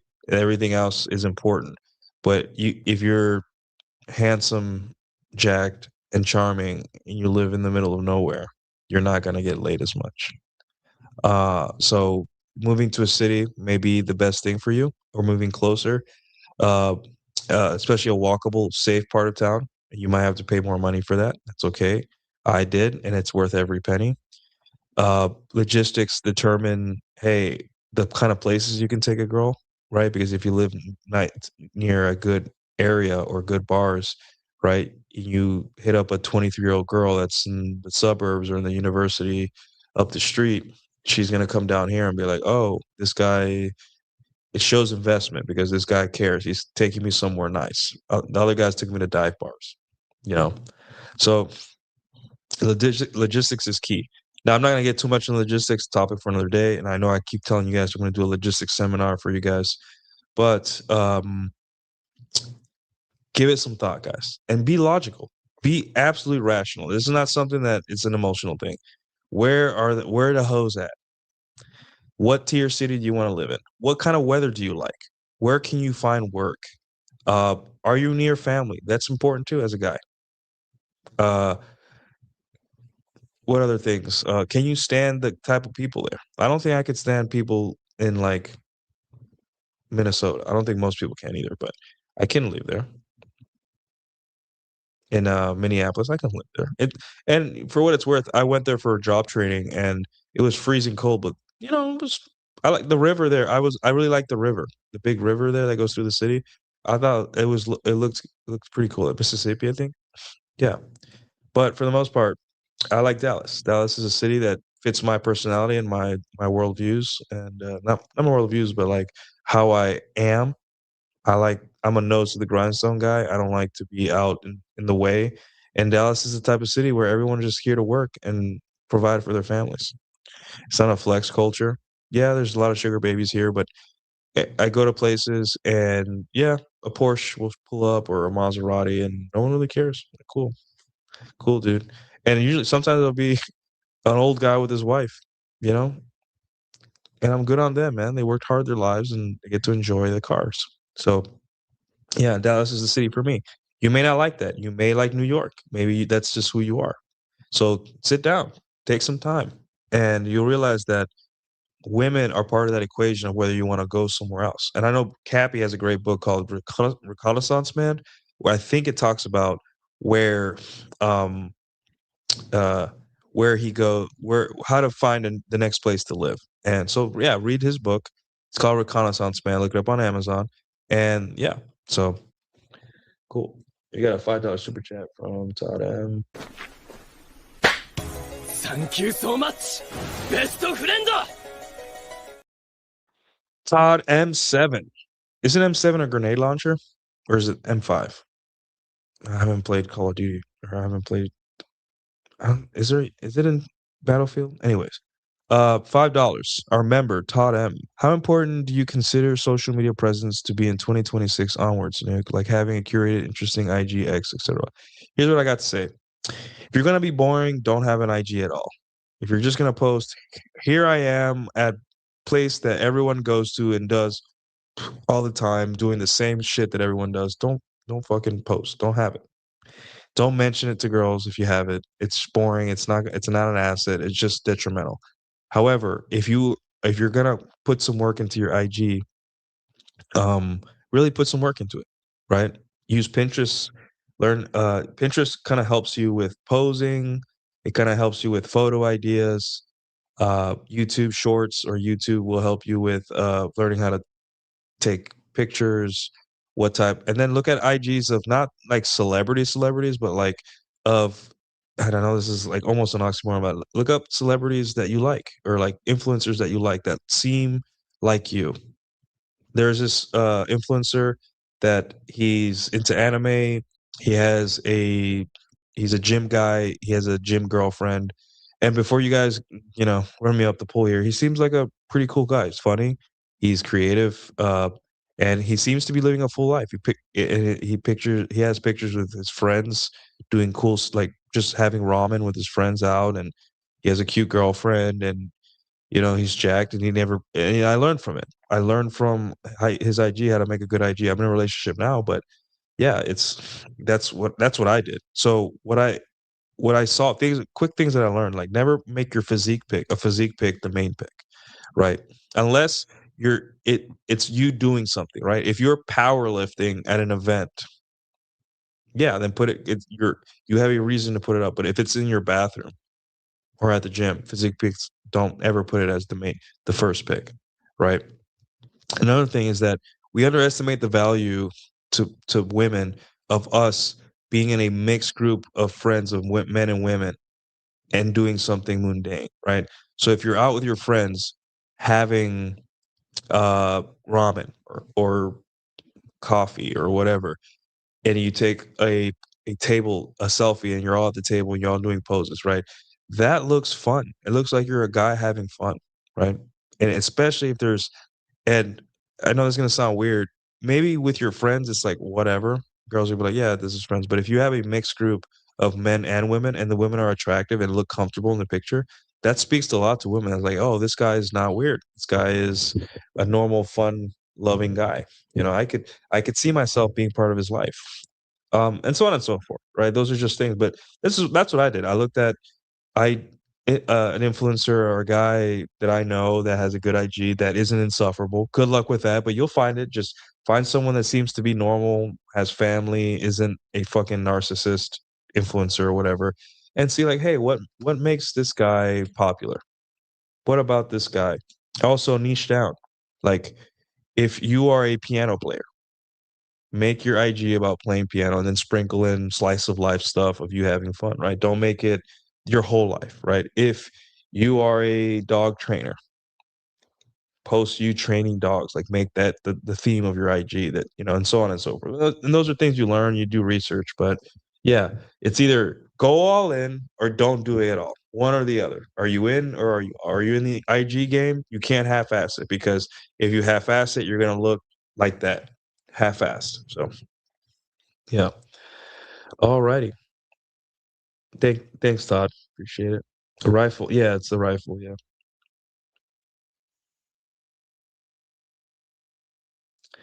Yeah. Well, the thing is, it's just it's try hard, right? We're not in the era where like no one cares about that shit. You can thank fitness influencers because that's all they did is just post. It works for girls because anything works for girls, but not for you. Yeah, exactly. Damn, that's a good tweet. Make your shirtless pics download a DLC for one price. Make them earn it. Um, and also as you get older, you just care less because you realize that, hey, all you need is for your chest to stick out more than your stomach, and be below like 15% body fat, and the rest women. Yeah, makes a lot of sense. Yes, it's like bad marketing will make you look shitty. Good marketing will make you look bad. Sorry, really, really, really, really good. And no marketing is better than bad marketing. See what I'm saying? In terms of IG. So yeah, if you suck at IG, you haven't figured it out, don't make it private or don't show women, right? It's only gonna make you look less attractive, right?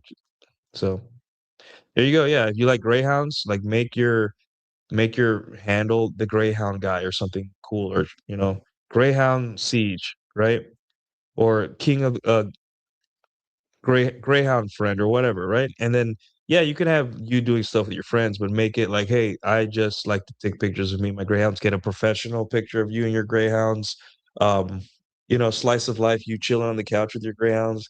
Like make that the theme because it makes you more interesting. Like if you have these all scattered around, like women are gonna be like, who is this guy? Like what is this thing? But if I put Nuke's piano and I'm just performing in public, performing in a piano in the middle of the city, right? If I'm playing piano at the mall and two kids come up and I take a selfie with them, it's gonna make me look like, oh, this guy's really passionate, he's dedicated. Your passion is gonna make you interesting, not, hey, I got some bitches here at the club. No one gives a fuck about that. Anyone can do that. So right. Yeah, you all in or all out. So yeah. All right. A lot of questions, guys. I appreciate the super chats. You guys are asking some awesome questions. I love high IQ problem solving conversations. All right. Cool. So that's the edge that you need. And most men fail at it because they don't think about it. They don't give a shit. They're just like, I live in this ghetto. Why can't I get women? Like, bro, you keep taking her to shitty places. You don't know your logistics. You take her to a place 30 minutes away. No, you tell her, hey, come to this part of the city. I'm going to take you somewhere nice. Here's a picture of the place I'm taking you. Um, and I'll dress nice for you. And then when she shows up, you're putting on your pants. You're like, oh shit, and you're saying, hey, running a little late, 6 minutes, and you're not stood up ever again because your logistics are good. While the whole internet's like, I got stood up or women ain't shit, blah blah. You're just like, yeah, I figured it out, and no one's listening to me. Everyone's like, no, women are bad. Dating sucks. I'm like, wait, but I can make it suck less. And they're like, no, no, no, no, no, no. I want dating to suck because then what would I complain about? So, yeah. All right. Um, in conclusion, right? Subscribe to my Substack. No, I'm just kidding. But yes, if you want to, let me put that before I forget. Substack. And I have an announcement, guys, for a new service I'm going to do for you guys. I stopped doing consults because of a lot of churn in my work schedule and personal life and all that stuff. So I stopped doing consults, right? But I have something that I'm going to be working on, and it requires less from you and less from me a little bit, but it's more effective. I think it's gonna help guys more. So, um, yeah. Let's see. Okay, so conclude with most men are not in the arena, and that's your edge. So here's your number one edge, guys. Here's how you know you're the rarest of the rare. You're in the arena. You're in the arena. That is your number one edge here. Why? Well, first off, physics, right? You cannot do anything unless you're there. You cannot talk to a girl from your apartment. You have to be in front of her, right? Physics. Um, quantum physics, actually. Um, number two, just like I've stated, wave particle duality, right? people, the way you observe a particle is two different ways: using a measuring device, where you're going to see it in waves, photons. You're going to see it in waves, right? Have you guys seen the chart of different types of radiation, where it's like you have gamma ray and microwaves, and then the visible colors and all that stuff, and all that, and X-ray, whatever, X-rays, whatever. Um, that is how we measure particles using a measuring device, if I'm not mistaken. If there's any physics majors, correct me if I'm wrong. It's been a while for me. But if you look at a particle in space, you're not gonna observe it as a chart, as a group of numbers. You're gonna observe it as a particle, as it zooms around in space. So that's how people who sit on their ass, like academics, people that don't date women, right? Academics, women, guys, black pillars, terminally online people, whatever, they're going to see the dating game as that chart, which is completely different from how um, completely different from how we look at dating game, because we're in the arena. We're observing the particle right in front of us. They're not. They're in ivory towers. Wave particle duality, right? However, what if you did both? What if you not only went out there and observed women in real time, you also coalesced and you sat down with other men and looked at their data and their stories and said, hey, what did you guys notice? And that, my friends, is the red pill. The red pill is both. The red pill is both. Wave particle duality, we want the most amount of information so we can make the best decisions and have the best strategy. Some men choose one or the other. PUAs, they don't want to hear about science. They just want to figure out how to get laid. Got it. That's better than the other one. Scientists, academics, women, liberals, Christian men that don't date, men that just want women to just knock on their door and be like, let's get married. Those kind of guys. Um, they're they see charts, they see numbers, and that's what they derive. Like, hey, women aren't getting married, so it's the end of the world. I'm like, well, what do you see with women in real life? Have you met women besides your wife, or besides, like, when was the last time you went on a date? When was the last time you went up to a girl and said hello? Okay, cool. Well, don't we're observing them in real time. So thank you. So yeah.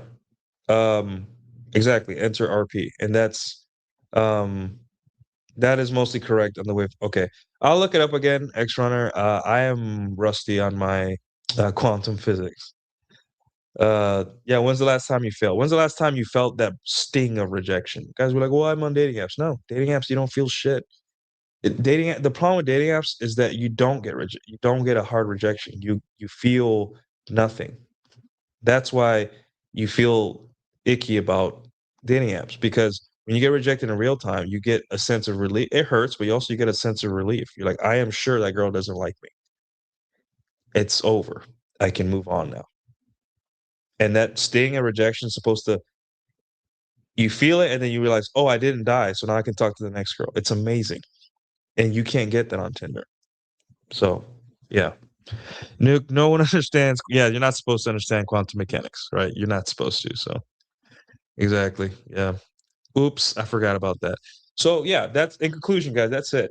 Um, the man in the arena is constantly learning. The man in the arena, when he gets rejected, your brain, when you see pretty women or when you get rejected, your brain goes into problem solving mode. You start wanting to figure out. You start becoming logical. You start thinking, okay, I see a pretty woman. What do I have to do? Is she here with the boyfriend? Right. Obviously, Mystery says 3-second rule. As soon as you see a girl, go talk. That's helpful. But biologically, when you see a attractive woman, the problem solving part of your brain activates and you start solving problems. When you see a woman ain't shit stat, does your problem solving go off or does your victim go off? Exactly. So, what would you rather be? The man in the arena will always own the dating discourse. They can never take it away from you. Never. Women can't take it away from you because they don't date. They don't date women, right? Academics can't take it away from you because everything they say has to go to, is this mean to women filter. You guys own the discourse. It's yours. It's mine. It's yours. It's anyone who goes up to women and makes a good attempt at trying to get laid. The guys that complain and bitch about the birth rate and do nothing, you're doing more for the birth rate because being attractive is what's going to fix the birth rate, not complaining about the birth rate. So take pride in that. You are the 1%. The 1% isn't the muscles. Yeah, we can, I could be all those things that I put in the delusion calculator. I could be all of those things and still be a complete dork and still not, or still be all those things, be egotistical and think I'm awesome, even start a podcast about dating and red pill and the manosphere and still not be the man in the arena. Or I could just say, hey, all those things are passive abilities that I have. Game and action is the attack button, right? And logistics is choosing the right dungeon to go loot. That's it. RPG mechanics. You can't go to a dungeon full of demons and skeletons and be like, "Hey, I'm just going to use my passives to go through here." You'll get killed. But you got to hit that attack button and that magic button.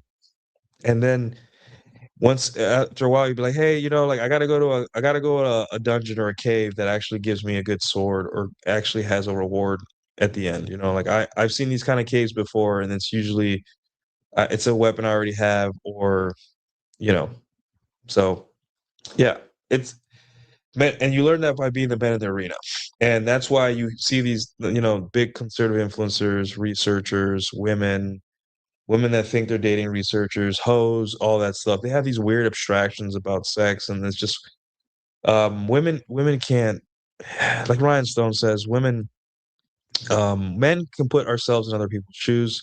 Women think everyone's wearing their shoes. So when Alela says after her gangbang, I, all men are like this, and I'm like, no, you had a gangbang where you invited guys that would fly across the country to do a gangbang.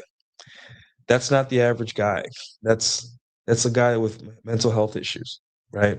Who's gonna fly to have sex with one chick anonymously? Right? Like, how much money are you being paid for that, bro? Like, that's not a mentally sane person. So, my shield is a buffer against skeletons and rejection. Thorfinn, where is your sword? Don't need one.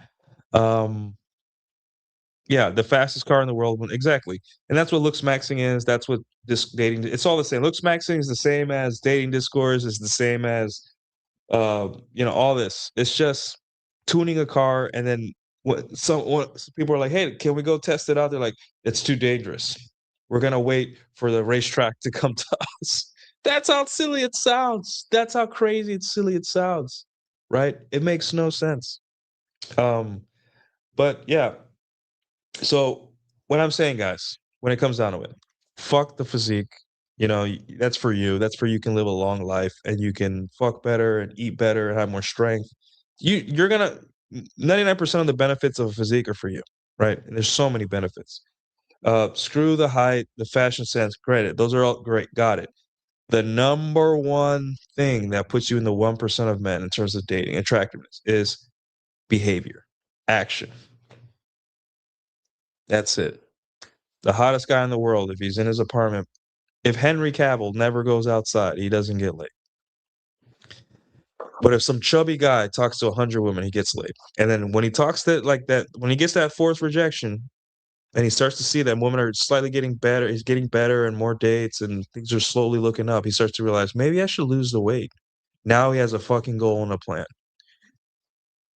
Behaviors, actions, not talking, not making yourself pretty.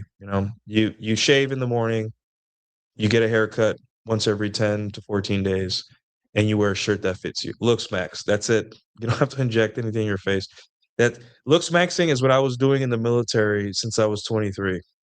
Wake up, shave, fix my hair, put on my uniform, make sure my uniform is right, and represent the United States Navy the best I can with my looks. So, yeah, awesome. I've actually been bench pressing this entire show. Okay, good. So if you guys have any more questions, is there anything you guys want to bring up, talk about? I know someone said, why do men not believe this? Well, again, there is a concerted effort for men to convince men that they're not as awesome as they think they are, even though we are. And a lot of men, even men that are awesome will try to convince other men that they're not awesome out of competition or out of like, what if this guy that's less awesome than me gets what I want? And I've lived my whole life a lie. And all I needed was to believe in myself and actually take action. And that's sad, right? There is no leagues, right? And it's scary. There's a beautiful blonde Eastern European chick in front of you, and she's nodding and smirking at you and asking you questions. You're like, what the fuck?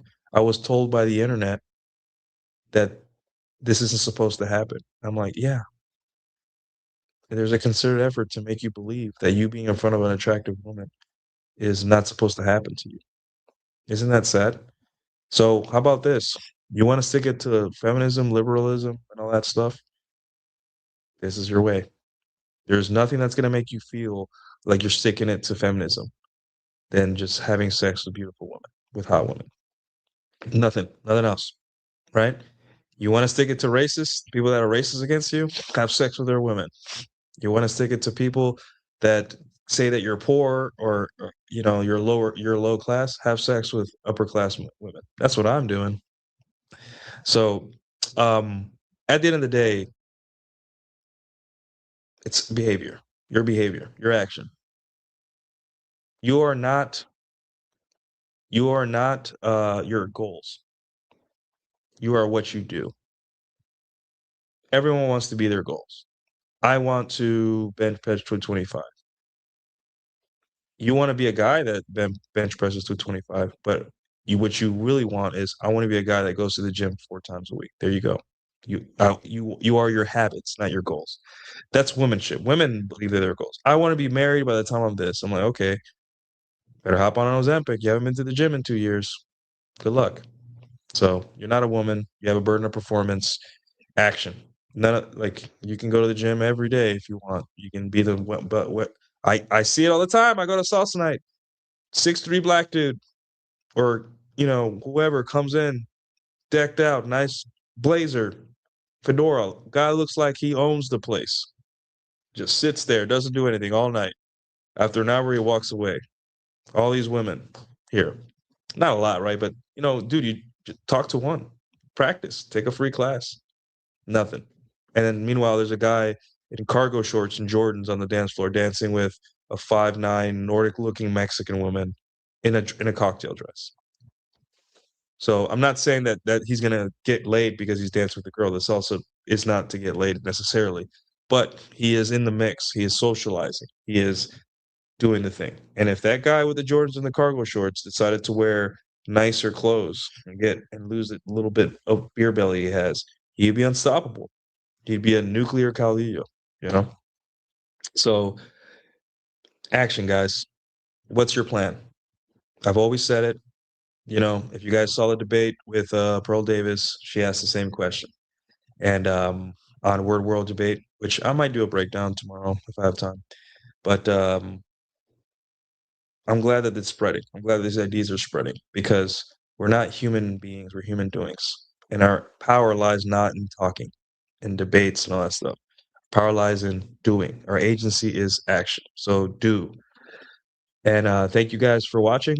I don't have much else to ask. Thank you guys for the super chats. Thank you guys for tuning in. The show went long. I just had a lot to say on this topic. It's very important. So please take it. I'll try to add timestamps so you guys don't have to watch me blabbing on forever. But for the most part, I think we got a lot done. We did a lot of good work today, guys. So I appreciate the work that you guys are doing, being in the chat, spreading notes, teaching me things and us teaching you. It's two-way street, guys. Like I've always said, we're here to win. Rule 0 or die. So, all right, guys. Thank you, and guys, have a good night.